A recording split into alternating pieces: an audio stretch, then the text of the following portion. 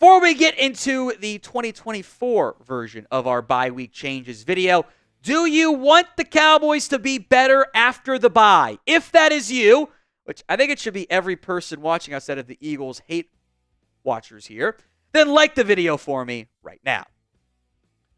I'm actually, by the way, very frustrated to point this out before we get going to point number one in depth. A lot of these changes are the exact same stuff I asked for last year. So number one, go back to stealing plays and feeding CeeDee Lamb efficiently. The Cowboys offense this year, the reality is they're bad. They're a bad offense. They went from pretty consistently with Dak and Kellen and even Mike being a top 5 offense to their bottom 10 right now. Now, the turnovers have been a big factor there, but they haven't moved the ball efficiently or explosively. When you can't do either, bad things tend to happen. Now, they made changes to their offense after the bye last year. After the bye last year, this was one of the best offenses in football. They were second or first in success rate, EPA, passing, pass success rate. They were even better on the ground, which matters. Now, they still weren't super great overall. They're still negative in the EPA like most ground games are, but they were better. The offense has regressed this year, and there is a lot of reasons for that. We'll talk about Dak and Lamb and the ground game and the offensive line. But one of the biggest things, the stuff that they stole from other teams last year, the stuff that they stole and implemented into their own offense kind of got phased out again, which doesn't make sense to me. Like, the stuff that was working for the Cowboys offense last year was CeeDee Lamb, Dak Prescott, save us. Also, here's some Shanahan plays that we stole. Big Mike, I have the Miami Dolphins 2022 playbook. If you need that, just email me, DM me. I will send it to you. It leaked the other day, and I made sure to download it. I will send it to you. That way you don't have to sign, I don't know, Schottenheimer, Tolles, whatever it is to steal the plays. I will just send you the whole playbook. I think your passing concepts right now are pretty bad. I suspect your quarterback likes hitch routes and comeback routes. I don't care. Don't use as many of them. Like, you've got guys running into each other on routes. Your timing is all kinds of off. There's not a lot of times I say, wow, wide open guy for you. Everything feels challenging again for this Cowboys team. With his back against the wall, his job on the line, what did Mike McCarthy do? He reverted back to what he liked, what he was comfortable with, and not the stuff that was actually working. He went into his shell, and that is not good. Fight or flight was flight. Look, I am very tired of seeing glimpses of great design, of seeing moments of, hey, they ran that waggle and added a Jake Ferguson, leak play out of it. Cool, didn't work out, but it's a great offensive design. I saw some ground game tweaks against the Steelers, and then they went right back up to that tight inside zone. It's very frustrating to have this exact same conversation a year later. So with that in mind, what is your confidence level in Mike McCarthy? Some more on the Lamb Dak side of this here in a second. But what is your confidence level? 1 to 10, go vote at the pinned comment of today's show. The offense clicked last year after a not top 10 start. When it was, okay, it's going to be Dak and Lamb. You guys save us, have that great chemistry and that connection, and we'll mix in some stolen plays. What maybe gives you some hope for optimism here is the overall numbers for CeeDee Lamb don't look that different than what they were before the bye last year. Now, the big target difference of 13 is sizable. Some of those targets have not been quality targets, whether because of the coverage, because of the quarterback missing the throw, just the timing of it all, whatever.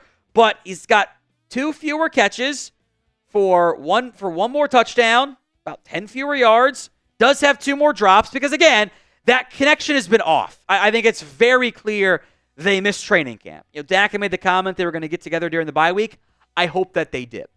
Now, I'll also point out quarterback's numbers don't look that drastically different either. The complete percentage is down a pretty decent amount, but the yards and the yards per attempt, touchdowns are all up.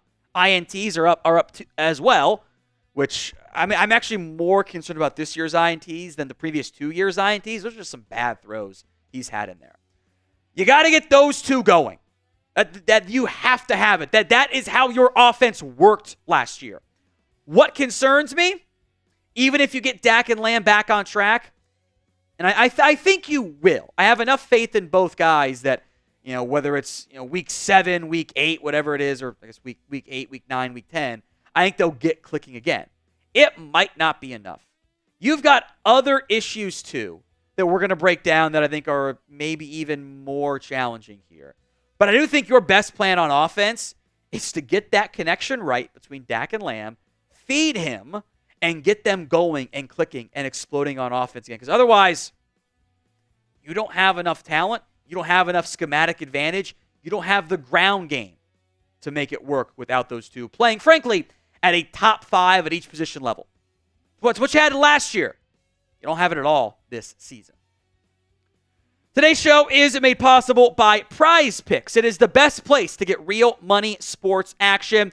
With over 10 million members and billions of dollars in awarded winnings, Prize Picks has made daily fantasy sports accessible to all. You pick more or less on at least 2 players for a shot to win up to 100 times your cash. You can run your game all season long on Prize Picks. You can up to 100 times your money on as little as 4 correct picks.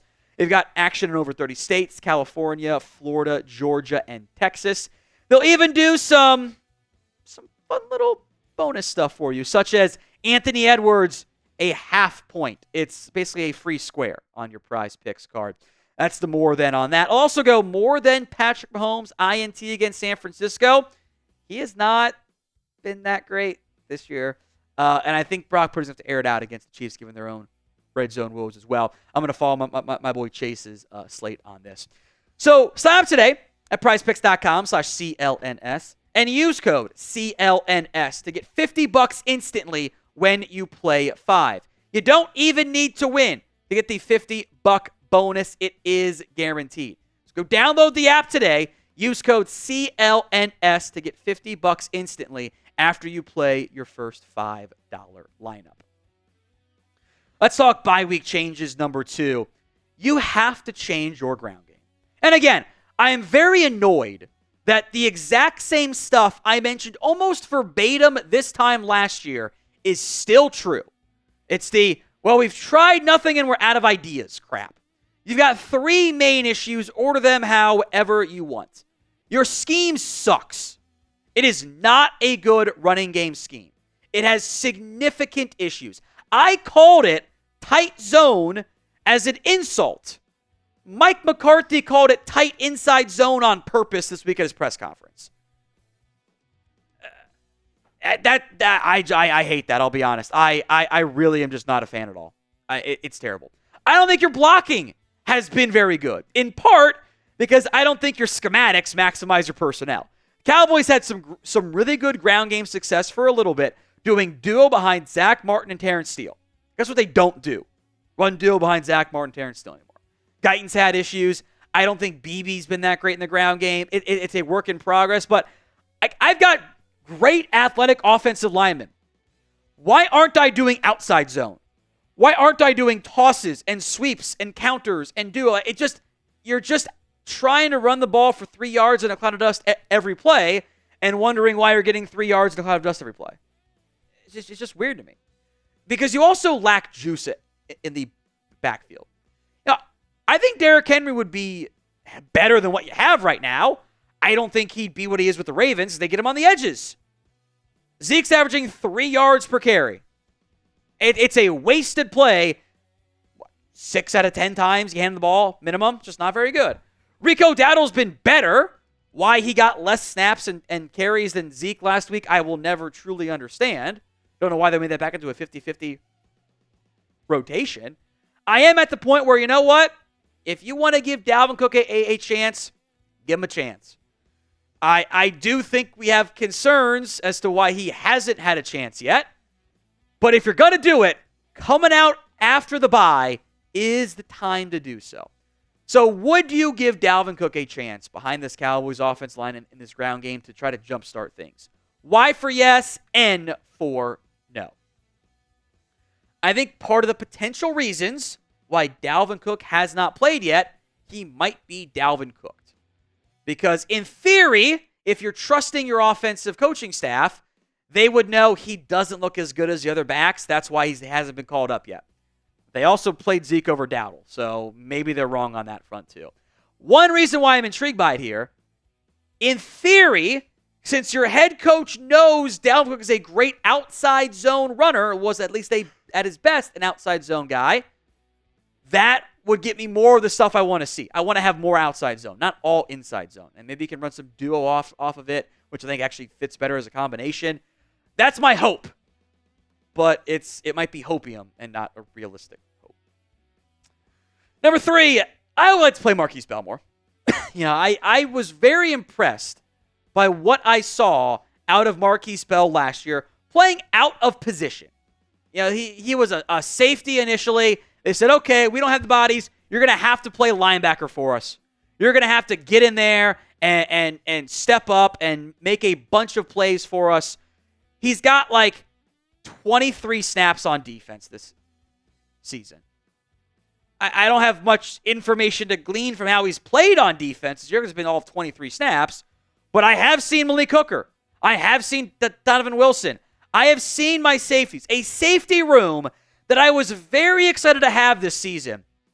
I have seen them get, I would actually argue, significantly worse from what I've noticed in years past. That's frustrating to me. I'm down to play more Wanye Thomas as well. I think Wanye might be your Hooker replacement. Bell might be your Wilson replacement. I get their veterans, tone setters, whatever, attitude stuff. Got to make plays. They haven't made nearly enough plays. In fact, they've left more plays on the field than they have made them. So name a player who you would like to see play more. Drop that name or names for me in the comments of today's show. Number 4, pick your 5 on the offensive line and ride with it. No more waffling back and forth here. I think 4 of them should be pretty damn clear. It's Tyler Smith on the left side, Zach Martin at right guard, who did not play well last week, BB at center. Terrence Steele has not played. He had a tough game against the Lions, which reminds me, why did you not chip Aiden Hutchinson more than twice the entire game before he got hurt? They left their tackles on an island 85% of the time. A stupid offensive design. That's how Chaz Green almost got Dak Prescott murdered, by the way. I think Guyton, who has not been impressive, is still a better piece for you short-term, long-term than TJ Bass. So I'm going to keep Tyler Smith at left guard, help out my young center, and left tackle Tyler Guyton. I believe that Guyton is among my best 5 on the offensive line. I think he's my 5th, but I think he is among my best 5. I also think it helps with my continuity. I have made this point many a time before. I still maintain it. You can talk to other offensive line coaches out there. They will agree. You need continuity. You need time on task. You need reps. You need chemistry. You need all of those things, or the offensive line as an ecosystem kind of falls apart. I have not been impressed by Guyton. Truly, I have not been impressed. I've seen way too many technique issues. There are many times I wonder why he's on an island, or who they're putting on an island sometimes confuses me. But the tools are still there.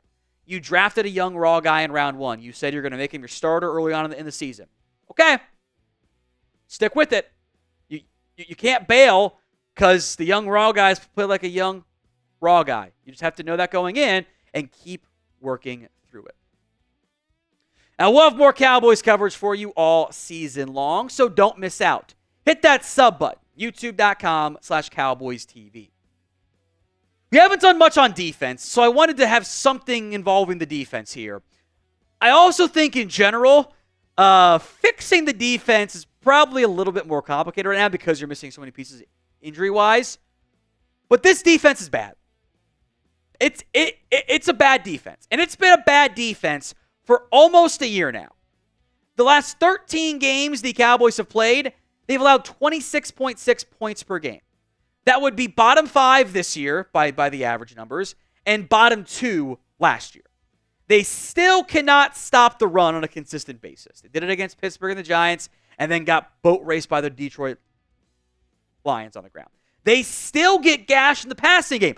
All the numbers, all of our eye test, everything says they can't stop passes, they can't stop deep shots, they can't stop the run. It's bend but always break. Outside of maybe hold them to a field goal, which if it's a 12-play, 50-yard drive, is that really stopping them? I don't really think so. So, in a bigger picture philosophy mindset here, let's generate some explosives on defense. And what I mean by explosives on defense are big plays, negative plays. Now, here's some of the rate metrics here. Cowboys are 13th in sack rate, 10th in pressure rate. Of note, the Browns game alone was responsible for 6 sacks and 25 pressures. So you take that out, and you're kind of what the rest of these metrics are. They're tied 15th in picks. They have 4 of them.